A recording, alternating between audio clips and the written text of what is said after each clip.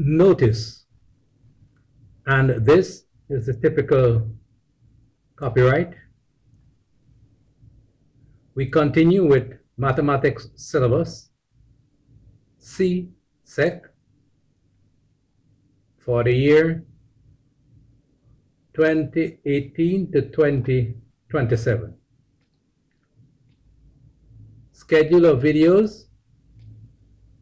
I had hoped by the end of September 2024 to have all 33 videos from section 1, number theory and computation, completed and published on YouTube.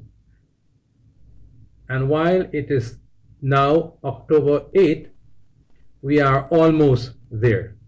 Almost. After this video, 2 more. But by October 2024, the end of October 2024, I should have the 13 to 15 videos from section 2, consumer arithmetic, completed. So we will be back on track. And then November 2024, sets, December 2024, measurements, January 2025, statistics, February 2025, algebra, March 2025, relations, functions, and graphs, April 2025, geometry and trigonometry, and finally May 2025, by mid-May hopefully, vectors and matrices. And that will cover the objectives for this syllabus. As I have pointed out, I have divided section 1 in 33 videos, which will all be published on YouTube in their entirety. This section forms the foundation on which the rest of the syllabus is based. How well you can handle this section will predict how well you will do with the rest of the syllabus. So section 1 is extremely crucial. Please view all these 33 videos. Make sure you understand them well if you intend to continue with the rest of the syllabus. These 16 videos here have all been completed and published. And right now, we have completed up to 30. So all of those have been completed and published. We are now here, video 31, which means that we have 2 more videos to go after this one. So this objective says, order a set of real numbers. And the example CXC gave, CSEC, is rearrange the set of real numbers in ascending or descending order. For example, they give you this, and then they arrange it in ascending order for us as an example. That would be the lowest, and this would be the highest, increasing as we go from left to right, ascending order. What you see up here is a print screen from the syllabus. So let's review what real numbers are, first of all. From the very first video in this section, video 1.11, sets of numbers, we looked at real numbers, and we said that real numbers comprise of everything here in rational numbers, which includes fractions, terminating and recurring, which includes the negative whole numbers, which includes 0, which includes the positive whole numbers. That would be the rational numbers. So real numbers comprise of rational numbers plus the irrational numbers. Now, these are the ones that are non-terminating decimals. And the example CXC gave here, we can place these in this drawing. 1.1 is a terminating decimal, so that goes here. 7/2 is 3.5, so that goes here. It's a terminating decimal. The square root of 2 as we have seen before, is an irrational number. So that goes here. 1.45 is a terminating decimal. So that goes here. And pi, which is 3.14, and it goes on forever. It's an irrational number. So pi goes here. So these are the real numbers that we will be dealing with, that we have to order in ascending or descending order. CXC did it for us as an example, and this is what they gave us, which is correct.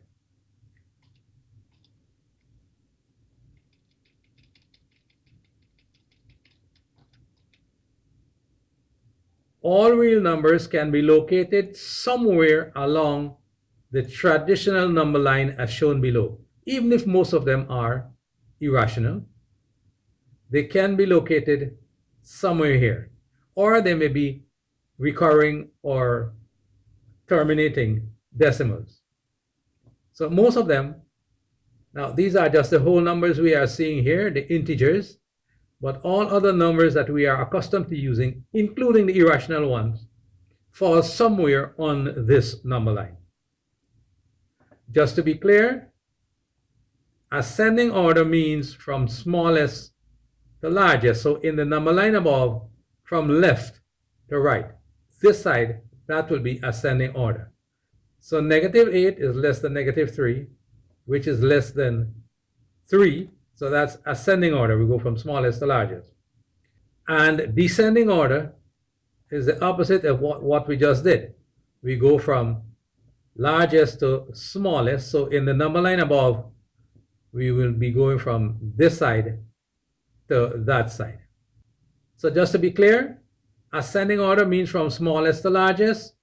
So 1 is less than 4. 1 is less than 4. Now, everybody understands that 1 is less than 4. -2 is less than 0. -2 is less than 0. Some of us may look at that -2 and think it is 2, so it must be bigger than 0. No, -2 is less than 0. And -10 is less than -1. -10 is less than -1, which is here. So we are not dealing with the 10 per se and the 1. We are dealing with the -10 and the -1. So -10 is less than -1. Remember I said on this number line, anything on the left of something to the right is smaller. And then, of course, from largest to smallest, we will be going in that direction. For example, 8 is greater than 2. No problem there. We all understand that. 2 is greater than -2. 2 here is greater than -2. So 2 is on the right of -2, so it's greater than -2. And then -1 is greater than -9. This -1 here is a greater number than -9. As I said, some people may look at that as 9 and look at this as 1 and say, how come 1 is greater than 9? No, we're not talking about 1. But we're not talking about 1 and 9. We're talking about -9 and -1. All right, so just to do a simple example involving only integers, if we were to arrange the following numbers in ascending order, we will start from the lowest. That is, we will start at -8, then we go to -5, -8, then -5, then 0, then 3, then 9, and then 10. So we get -8, -5, 0, 3, 4, 9, and 10. 4, 9, and 10. Next, if we arrange these in descending order, now we will have to start from the largest. So you look at them, 7, 9, yeah, so 9 seems to be the largest. So we will start here. That will be followed by 7, And then we will go to 3. These are all positive. They are on the right of 0. Then we will go to 1, which is here. Then 0, which is here. And these negative ones will be on the left of 0. Negative 5 next. And then lastly, negative 8. So we want descending order. So we will start from the largest, which is 9, 7, 3, 1, 0, 5, and negative 1, 0, negative 5, and negative 8. If you find this video useful and interesting, please like and share. Like and share. And you may even consider subscribing to this channel. After all, it doesn't cost you anything and it means a lot to me. So this was the one that CXC gave as an example. Let us see how they got that. We want this in ascending order. They give this as the example, which means that that one there is the lowest and this one here is the highest. Let's fit them on the number line. 1.1, which will be somewhere here, a little past 1. Now, we're not too sure where to put the square root of 2 for now. We know where to put 1.45, somewhere at 1.5 almost. We know where to put 7 over 2, which is 3.5. 3.5. And now we are stuck with this and that. But you see, we are supposed to know that pi is 3.14, at least that. So now 3.14, that will be somewhere here. Here. A little past 3, but not 3.5. All right, so that leaves us with the square root of 2. Where do we put this? We may not have a calculator, so where do we put the square root of 2? All right, in such a case where you don't have a calculator, let's square the square root of 2, which is this. If we square the square root of 2, we get exactly 2. Now, that 3 is far away, so let's consider this 1.45. Let's square that. 1.45, and we get 2.1. So if the square of 1.45 is 2.1 something, and the square of the square root of 2 is 2, then this is obviously larger than that, which means that we have to fit that square root of 2 somewhere in between here. So the square root of 2 is a little less than 1.45. Of course, if you had a calculator, you could just carry everything to a decimal if they are not already decimal. And you could see clearly how this is arranged from smallest, 1.1, then the next one, so that would be first, smallest, square root of 2, second, then 1.45, third, then pi, the fourth, and then 3.5, which will be fifth. So this is the answer that CXC gave, and we can see how that is correct. Now let's look at some of our own examples. Example 1. Rearrange the following numbers in ascending order. So we have to start from the smallest to the largest in our answer. If we take a number line, which of these is the smallest? Obviously that, so we could fit that in. We can also fit 0. We can fit 0.45, which would be almost halfway between 0 and 1. Now the thing about it, these two, which one is greater and where do we fit them on this number line? If you don't know, let's carry those fractions to decimals. So 2/5, you divide the 2 by the 5 and you get 0.4. So 0.4 is obviously less than 0.45. So we can put that in somewhere here. Now for the 3/8. If you divide 3 by 8, you get 0.375. 0.375 is less than 0.4, but it's more than 0. So that has to go somewhere between the 0 and the 2/5, which is here. Now that we have that, we can see which is the smallest. According to this number line, negative 0.9, followed by 0, then 3/8, then 2/5, then 0.45. So we get this order. This is in ascending order from smallest to largest. You may not have a calculator, but if you do have a calculator, you can convert them like this to decimal, and you can easily see how to fit them. But you may not have a calculator. This may come in paper 1, where you are not allowed the use of a calculator. That was example 1. Example 2, rearrange the following numbers in descending order. So you have to start from the largest to the smallest in your answer. But in the meanwhile, if you have a number line like this, you can just begin anywhere, the easier ones to fit in. So which of these are easiest to fit in? Of course, 0 is the easiest to fit in. Next one would be 0.55, which is a little past halfway between 1 and 0. So that one is done. Next one would be 2/3, which is, if you divide 2 by 3, you get 0.6667. So it's a little more than this, so you set it a little higher than that. So we finish with that. The next one, let's see how we fit the next one, is negative 0.2, which is a little way past 0 going to the negative 1. And that leaves us with negative 3/4.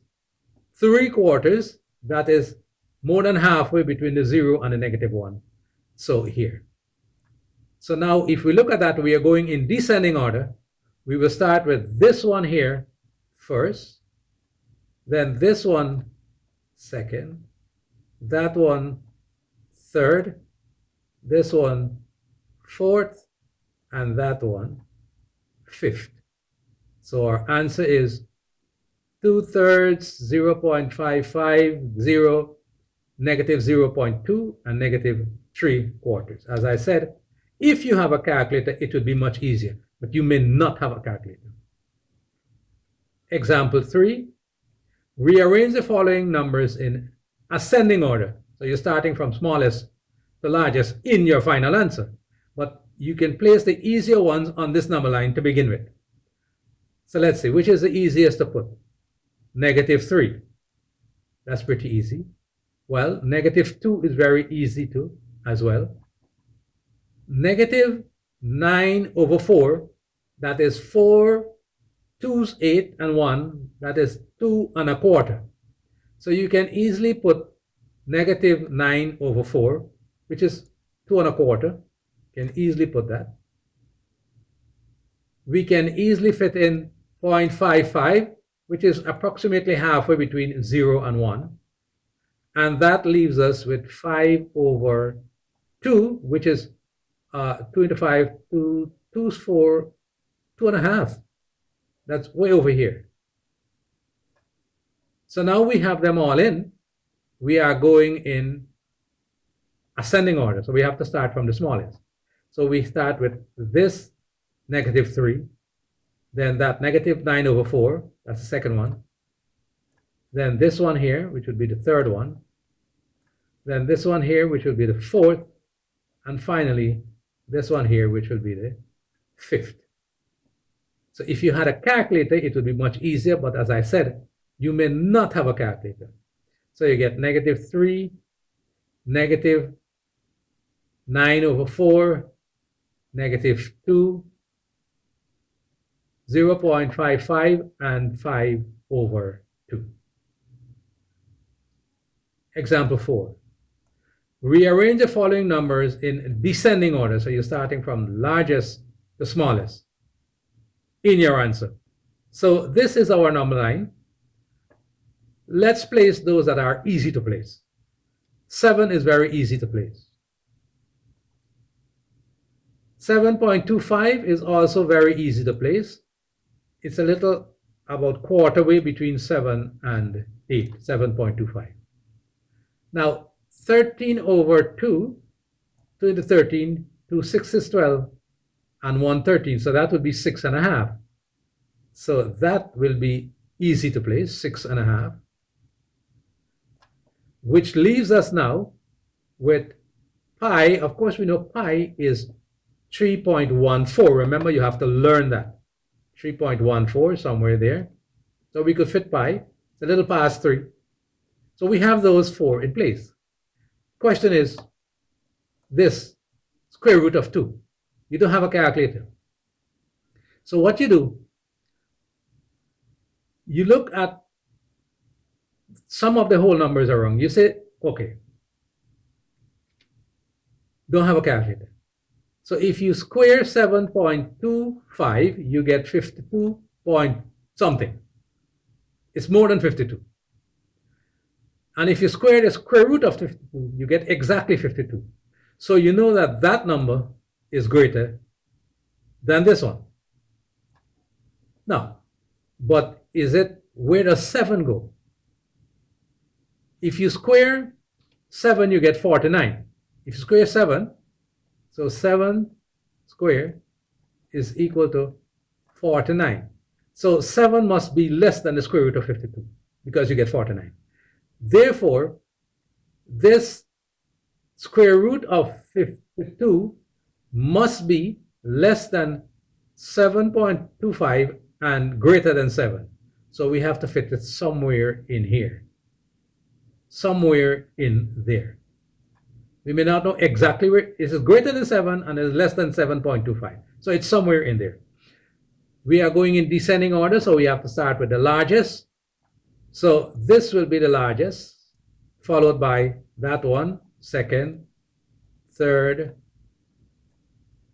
fourth, and fifth. Let's write that down. So let's write down the answer we got. 7.25 square root of 52, 7, 13 over 2, and pi. If we had a calculator, we could do this, but we may not have a calculator. Example 5, rearrange the following numbers in ascending order. So we want the smallest to the largest. It doesn't matter, let's place what we can place here, and then later on, when we come to our answer, we can write them in the order. So we can see that negative 6.4 is the lowest. So we can place that little past 6. We can also see that negative 5.8 is greater than that. So we can place 5.8.